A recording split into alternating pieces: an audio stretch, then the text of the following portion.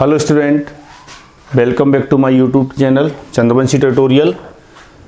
NCERT गणित कक्षा 10वीं के आज सेशन में हम अध्याय 4 द्विघात समीकरण के बारे में पढ़ेंगे और हम अभी हल करने जा रहे हैं द्विघात से संबंधित सवाल हमारे पास यहाँ पर है।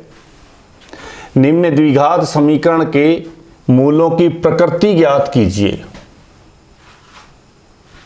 यदि मूलों का अस्तित्व हो तो उन्हें ज्ञात कीजिए। हमारे पास यहाँ पर देखिए एक द्विघात समीकरण दिया है 2x की घात 2 ऋण 3x धन 5 बराबर 0।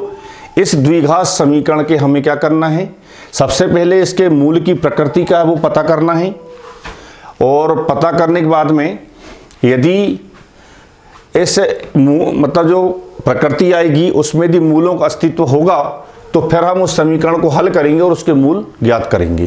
तो चलिए हम इसको करते हैं हल। दिया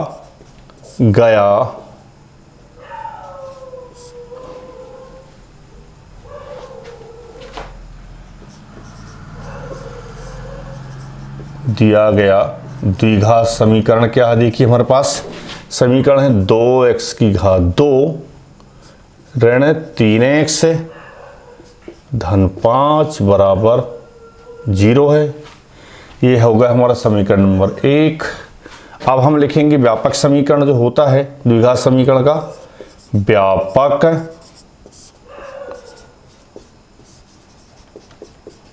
द्विघात समीकरण वो क्या होता, देखिए होता ax square plus bx plus c बराबर 0, समीकरण नंबर 2।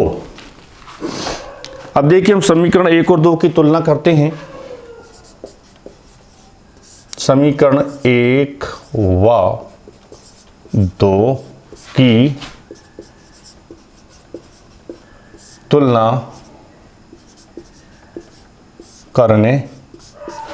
करते इससे हम ABC के मान प्राप्त करेंगे। यहाँ पर A का मान, B का मान और C का मान। यहाँ देखिए हम x की घात 2 के गुणा में A है और यहाँ x की घात 2 के गुणा में 2 है, तो यहाँ पर हमारे पास A का जो मान होगा वो 2 होगा और इसी प्रकार B का जो मान होगा वो ऋण 3 होगा और C का मान 5 होगा। अब हमें देखिए मूलों की प्रकृति ज्ञात करना है, तो मूलों की प्रकृति ज्ञात करने के लिए हम उसका विविक्तीकर निकालते हैं और विविक्तीकर का जो मान होता है उससे हम डिसाइड करते हैं कि मूल की प्रकृति क्या है। तो चलिए हम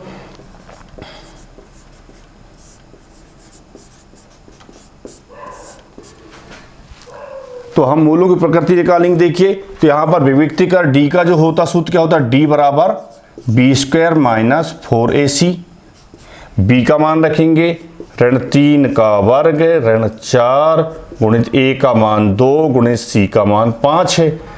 यहाँ हो जाएगा ऋण 3 का वर्ग 3 3 9 ऋण 4 दूनी 8 5 40। हम जब 9 में से 40 को घटाएंगे तो संख्या ऋणात्मक आएगी और 40 में से 9 घटाएंगे तो 31 आएगा। और जो ऋण 31 आ रहा है, d का मान जो ऋण 31 आ रहा है वो क्या है, वो जो मान है 0 से छोटा मान है और 0 से जब मान छोटा आता है तो हमारे जो मूल आते हैं वो वास्तविक नहीं आते और मूलों की जो प्रकृति है उनका कोई अस्तित्व नहीं होता है। तो आंसर लिख देंगे हम, आता है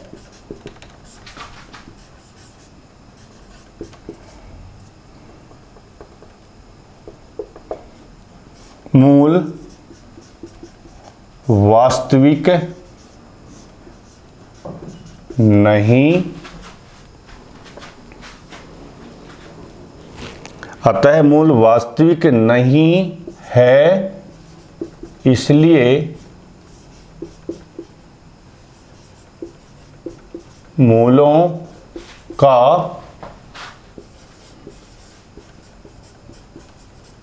अस्तित्व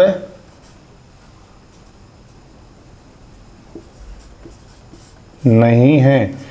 मूलों का कोई अस्तित्व नहीं है और जब अस्तित्व नहीं है तो इससे हमें कोई मूल प्राप्त नहीं हो सकते। तब मूल वास्तविक नहीं है, इसलिए मूलों का अस्तित्व नहीं है।